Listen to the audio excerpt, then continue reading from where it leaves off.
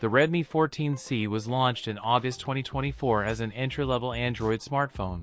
Leaks and rumors are now suggesting the imminent release of its successor, the Redmi 15C. A new leak has surfaced online, revealing the new design language of the phone along with its color options.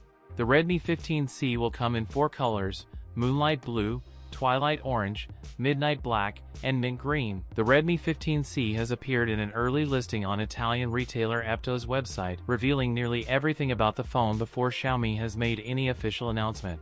The Redmi 15C will come with a 6.9-inch IPS LCD panel, featuring a 120Hz refresh rate and a water drop style notch. The phone will ship with 4GB of RAM and either 128GB or 256GB of storage, running Android 15 with Xiaomi's HyperOS on top. A 50MP main camera, a 13MP selfie snapper. Battery capacity is 6000 mAh with support for 33W wired charging.